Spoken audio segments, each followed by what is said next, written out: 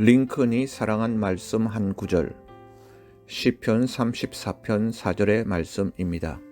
내가 여호와께 구하매 내게 응답하시고 내 모든 두려움에서 나를 건지셨도다.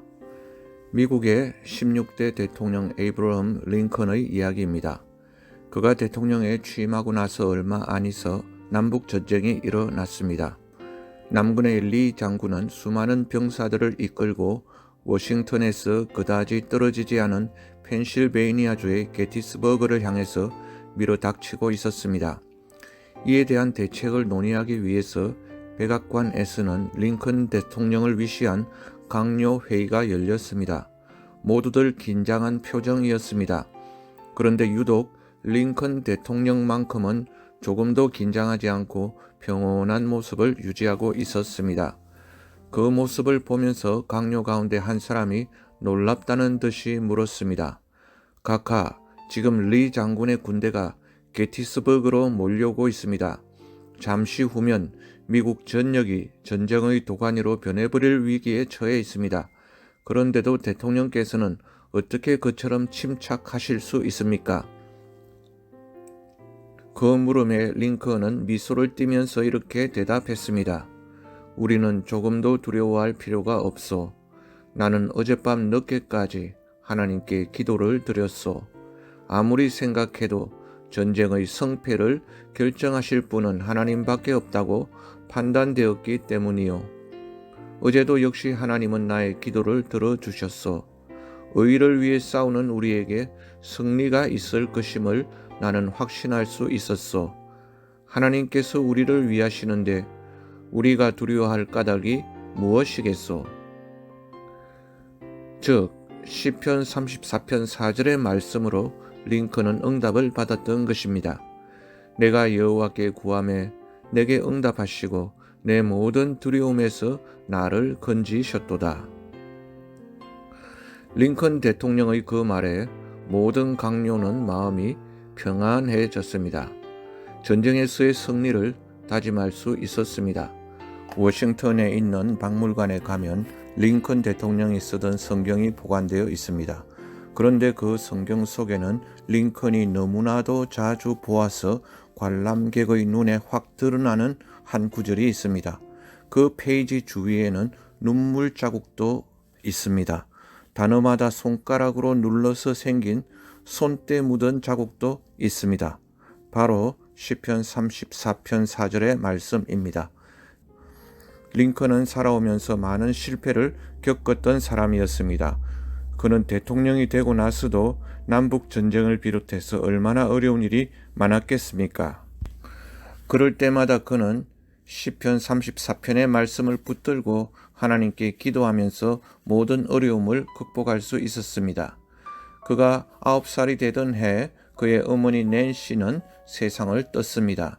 신앙심이 깊었던 낸시는 사랑하는 아들 에이브러함 링컨에게 마지막으로 이렇게 당부했습니다. 내 사랑하는 아들아, 나는 내가 부자가 되는 것보다도 위인이 되는 것보다도 성경 읽기를 즐기는 사람이 되기를 바란다. 사랑하는 아들아, 부디 매일 성경을 읽도록 하여라. 그리고 내가 앞으로 살아가는 동안에 삶의 위기가 닥칠 때는 더욱 열심히 성경을 읽도록 하여라. 이것이 내가 너에게 마지막으로 부탁하는 말이다. 링컨의 어머니 낸시 여사의 유언은 정말 하나님이 주시는 지혜로 충만했습니다. 사랑하는 자기 아들이 부자가 되는 것보다 위인이 되는 것보다 성경 읽기를 더 즐겨하는 사람이 되기를 유언으로 남긴 것은 정말 아들이 최고로 잘 되기를 바라는 그 어머니의 신앙의 유산이었습니다.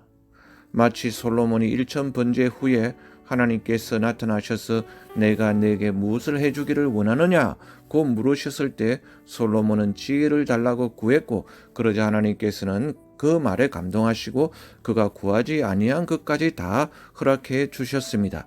마찬가지로 링컨이 하나님의 말씀을, 성경책을 가장 먼저 추구하는 사람이 되었을 때 그가 구하지 아니한 것까지 하나님께서 모두 다 허락해 주실 것을 그의 어머니 낸시 여사는 믿었던 것입니다. 시편 34편 4절은 비록 게티스버그 전투에서뿐만 아니라 링컨의 일생의 위기 가운데서도 늘 기억에 남고 암송하는 그런 말씀이 되었던 것입니다. 이것은 어디까지나 상상이지만 링컨의 인생의 맨 마지막 위기는 그러면 무엇이었을까요?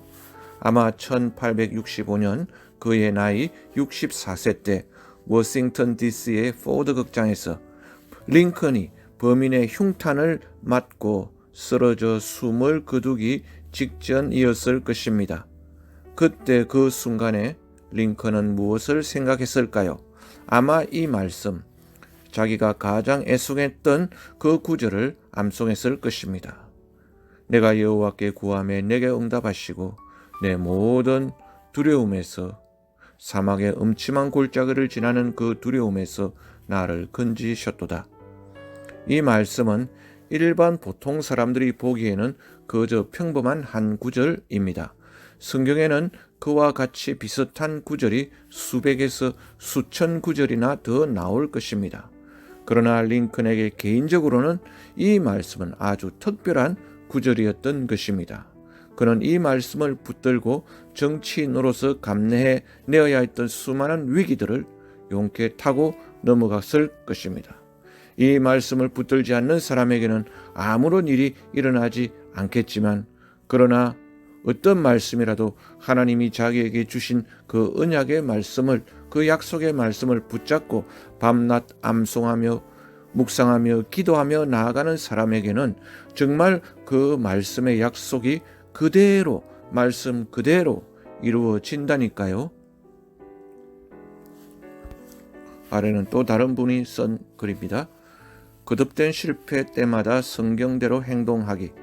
링컨은 매일 새벽 4시에 일어나 어김없이 2시간가량 성경을 읽곤 했다. 그러자 성경 독서가 링컨의 삶 가운데서 놀랍도록 힘을 발휘하기 시작했다. 링컨이 숱한 실패를, 선거에서도 수없이 많이 실패를 했죠. 되풀이한 사람이라는 것은 잘 알려진 사실이다. 링컨의 이러한 실패에도 좌절하지 않고 꿋꿋이 오뚜기처럼 다시 재기한 행동은 성경의 시편에 나와 있는 그 말씀을 그대로 자기 삶에 적용하고 옮긴 것이었다.